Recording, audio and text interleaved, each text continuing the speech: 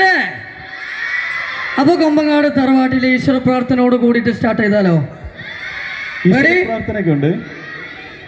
കൊമ്പങ്കാട്ടിൽ നമ്മള് വിളിക്കണേ. അപ്പൊ എന്നാ ഈശ്വര പ്രാർത്ഥന തുടങ്ങല്ലേ?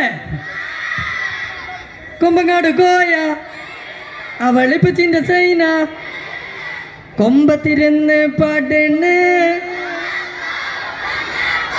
കൊമ്പത്തിരുന്ന് പാടണ്, പാടണ്. മതി ഇങ്ങനെ അത് കൊറേ നേരാവും.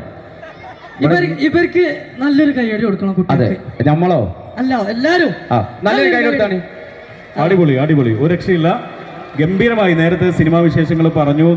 3-4 സിനിമകളിൽ അഭിനയിച്ചു. തകർപ്പൻ അഭിനയമായിരുന്നു അല്ലേ? ഇനി ഞാൻ ചോദിക്കുന്നില്ല, കുട്ടികൾ ചോദിക്കാൻ ആഗ്രഹിക്കുന്നുണ്ടോ? ഇവിടുന്ന് അടിക്കുന്നുണ്ടോ ചോദിക്കുന്നുണ്ടോ?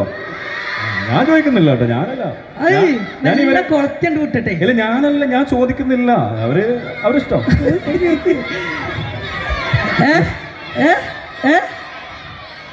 അടി വേണമെന്നുള്ള കൈ വെച്ചാണ്. എടാ ഇങ്ങനെയുണ്ട് നാട്ടുകാരല്ലേ? കുറച്ച് ആൾക്കാര് ഇന്നങ്ങൾക്ക് അടിക്കണ അത്രക്ക് ഇഷ്ട കുഴപ്പമില്ല. ഇങ്ങോട്ട് വലത്താട്ട് നിൽക്കേ. അല്ലല്ല വേദനാവില്ല, ചെറിയ മെല്ലെ ലൈവായിട്ട് ഇവര് അടി കണ്ടിട്ടില്ല. അതാണ് സംഭവം. ഇതിന്റെ ഇടയിൽ കൂടെ കൊടുങ്ങരുതേ. അടിയുണ്ടോ? ചെറുതായിട്ട് അവിടെ നിന്നോ റമ ഓടണ്ട കേട്ടോ. അവിടെ അനക്ക് കിട്ടൂല. നമുക്കൊരു കാര്യം ചെയ്യാം. നിങ്ങൾ നമ്മളെ വീഡിയോസ് ഒക്കെ കാണുന്ന ആൾക്കാരല്ലേ?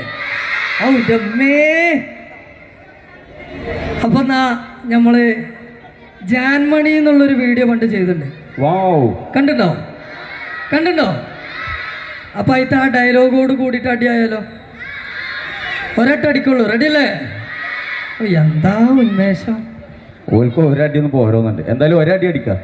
നേർക്ക് കോയന്റെ ഡ്രസ്സൊക്കെ വണമെന്നില്ലാതെ ഇങ്ങനെ അടിച്ച അതല്ലേ? ഓക്കെ അല്ലേ? റെഡി.